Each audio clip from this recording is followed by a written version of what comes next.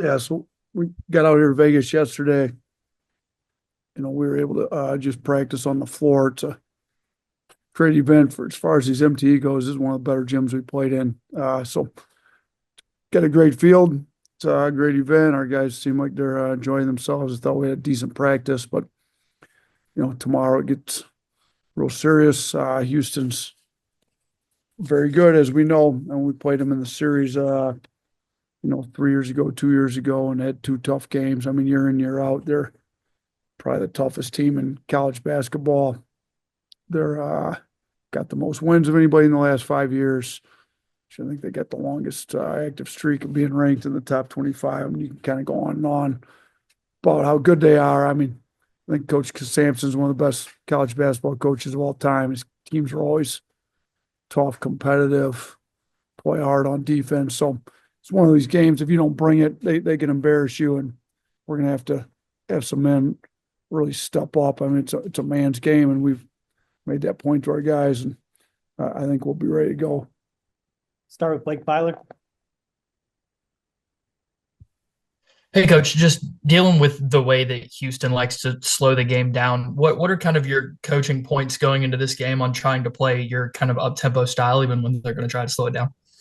Yeah, I mean, we got to run when we can. I mean, the big issue is can we defensive rebound because they're sending everybody to the offensive glass. So if we can get defensive rebounds, we'll be able to run on them. Now, they're going to take their time on offense, and we don't really do anything about that. We just got to guard them and then box out, limit them to one shot. If they want to take 20 seconds, that's their prerogative. I mean, we'll put appropriate ball pressure on, but we're not going to start gambling and trapping and trying to speed the game up and give up a wide open shot. So, as much as we can, we'll try to run off misses. We'll run off makes, but our defense has to be great. Our defensive rebounding's got to be great.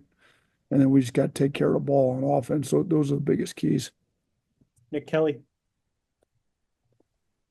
Yeah, Nate, what can be done or what is being done to help Mark get back on track to where he's in a good spot helping you guys?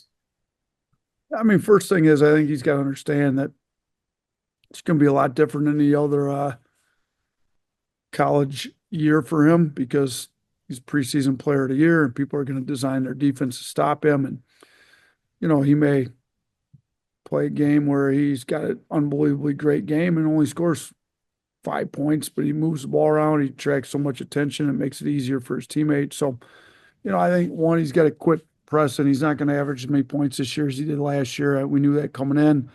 People are going to focus on him. We've got more talent around him. It just is what it is. He's got to do what it takes to help us win games. Some games that's going to be move the ball, get assists. Some games it's going to be out there and attract a lot of attention and make it easier on everybody else. And some games they're going to let Mark get his and, make sure he doesn't get his assists and don't let all the other guys get going. And he may need to score 30 for us to win. So I think he's just got to get comfortable with a new role, comfortable with just doing whatever it takes to win and understanding that there's going to be games he's just not going to score that many. So I think we got to do a decent job screening for him to get him open, giving him space to get downhill, keep him playing aggressive without, being overly aggressive to where he's trying to score on multiple opponents. But he's got to stay aggressive and just make the right reads when they bring multiple defenders to him.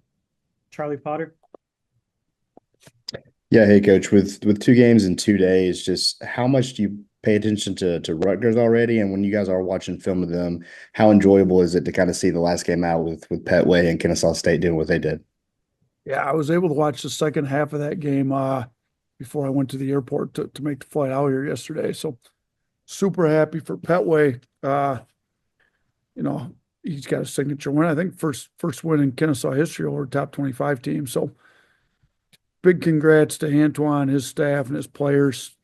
I hope they didn't, kind of wake up the sleeping bear, if you will, with Rutgers because they're a super talented team. I'm sure they're, got a wake up call a little bit. But, I did watch the second half of that. I haven't turned my attention to Rutgers yet. I don't do that till after the games. The assistants are watching Rutgers film, you know, whoever's got the scouts pin on it. And I think Coach Adams, who runs the defense, is starting to look at them a little bit, knowing that we've pretty much got the Houston scout in. So they've looked at it. I haven't looked at much, but I did see the second half of that game, and hopefully Petway can share the secrets with us. Jack. Hey Nate, I'm kind of curious the off the court aspect of all of this with the NIL opportunities. I'm just curious maybe what specific NIL opportunities they've kind of offered to some of your guys, and how cool is it to have for them to have kind of the opportunity to take advantage of some of this? I mean, there's quite a full schedule for them. They really, since breakfast until practice we had at 3:30, they pretty much were, their day was full with the different stuff they had going. So I didn't do it. It's the players era, not the coaches era. So coaches were I was able to spend a little time with my daughters out doing some shopping while they were out doing the different stuff they needed to do for their NIL opportunities. So I I think it's good. I think there's ways to help these players, make some money off their name, image, and likeness. And I think just the tournament operators here have kind of been in that space and done a really good job promoting all the players that are here and helping, bring some recognition to them and, financially able to compensate them for it. So they had a full day. I told our guys, usually we wouldn't be on our feet this much day before a game, but every team's the same, so there's not any type of competitive disadvantage. And I think the event organizers did a good job making sure that they weren't overdoing it physically with these guys, but they definitely kept them busy today. Hunter. Hey coach. Due to Houston's just renowned defense, how important would you say is it for Alabama in the scoring column to move around and like have multiple different players score a plethora of points, kind of like against Illinois? I mean, I think that if you attack Houston correctly, the ball moves. Like, you can't be selfish and beat these guys. They're gonna put two on the ball. They're gonna blitz the ball screens. They're gonna take your best guards out of it by blitzing them. Like, the ball's got to move. So if the ball moves, typically you've got multiple guys scoring because it finds different guys, it moves and finds them throughout the game. So I think if you play the way you need to play to beat these guys, the ball's going to move and you're going to have multiple guys end up scoring the ball pretty well. Pennington. Yeah, coach. The last few times y'all played Houston, obviously it was Jamal Shed running the show, and they have a new point guard from Oklahoma and a couple of returners like Cryer. What have you made of their guard play this year, and what's it going to take for your guys to win that matchup? Listen, Cryer's really good. I mean, he's been good in college for a long time. I mean, he's not their only one. I mean, they've had good guards here every time we played them. They've got multiple guys in the NBA, Sasser and Shed. And you got to be tough to play for Coach Sampson. So, our guards are going to have to bring a level of physicality to the game. They're going to have to bring some defense. Our bigs are too. Juwan Roberts is really good. We've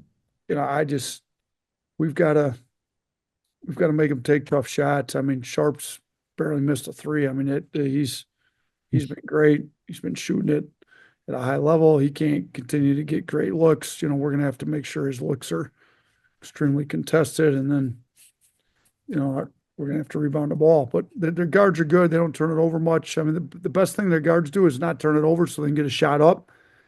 And then they're capable of making some really tough shots, but as long as they get it up, I mean, their best offense sometimes is their guys getting to the offensive glass. So their better guards are guards that don't turn it over, and we just got to do a good job making them take really tough shots and boxing out and limiting them to one shot. Anyone else? Okay. Thank you, Coach. All right, thanks.